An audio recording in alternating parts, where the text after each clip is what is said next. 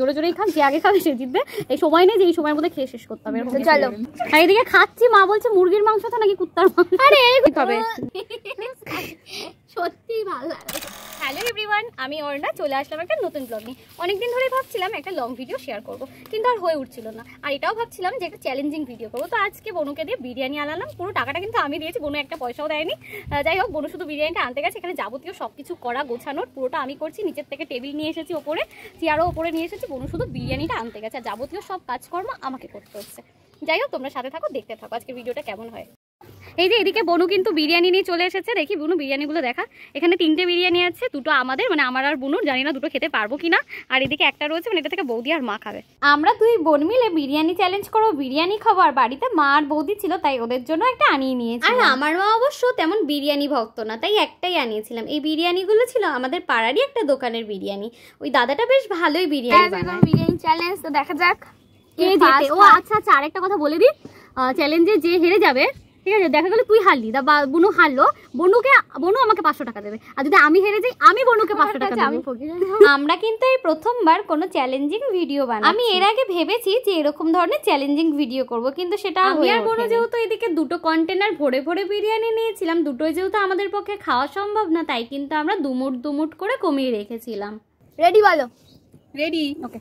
আচ্ছা আচ্ছা, এক মিনিট, দাঁড়া, কোনো কাউন্টিং নেই এখানে, কিন্তু সময় নেই কোনো যে খুব তাড়াতাড়ি খেতে হবে এমন কোনো কিছু নেই। যে আগে খাবে সেই জিতবে, মানে আস্তে আস্তেই খাক আর জোরে জোরেই খান, যে আগে খাবে সে জিতবে। এই সময় নেই যে এই সময়ের মধ্যে খেয়ে শেষ করতে হবে।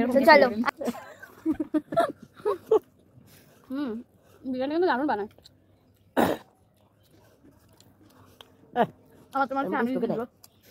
এই চ্যালেঞ্জিং ভিডিওতে একটা পানিশমেন্ট ছিল, যে হারবে সেটা তার জন্য ছিল। আমরা এটা অনেক লাস্টে গিয়ে সিলেক্ট করেছিলাম। এটুখানে তো আর ঢুকতেছে না, আবার ঢুকবে। আমি জানি সরুর পেটে গরু ঢোকে, তুই জিতবি তাও আমি জানি।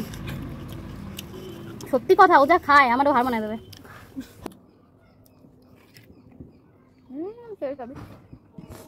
আর পারবো না, আস্তে খা, হেরে গেছি আমি জানি, আস্তে খা। কি করা যাবে, পানিশমেন্ট আমাকেই পেতে হবে। ভাবলাম ওকে দেবো।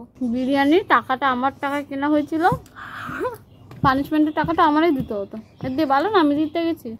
আমার প্লেট দাও। হারছি যখন আসতেই খাই, তাই না? এখন আমার এতটি আছে, দেখতেই পাচ্ছ।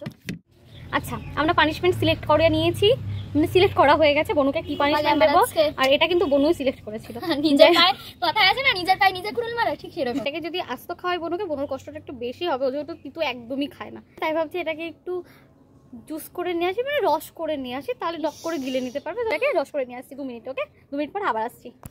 আমার জন্য নিয়ে চলে এসছে, কি করবো, খেতে হবে।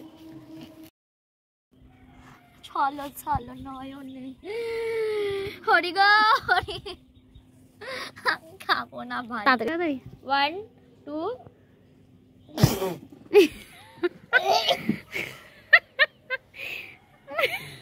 খাসি তো নি। বনুকে কিন্তু করলার জুসটা খাওয়াতে পারি না, ও কিন্তু খায়নি, মুখে নিয়ে একদম ফেলে দিল। খাবো না আমি। নেক্সট চ্যালেঞ্জ কি নিয়ে করব তোমরা কমেন্টে জানিও, ঠিক আছে? কমেন্টে জানাবে। আর হ্যাঁ, সেটা আমি অবশ্যই ওকে হারাবো, কিন্তু হ্যাঁ কিচ্ছু খাবো না, আগে থেকে বলে দিলাম। অন্য উসে ভিবুরা। আজকের ভিডিও এখানেই শেষ করলাম। ভালো লেগে থাকলে লাইক করে দিও।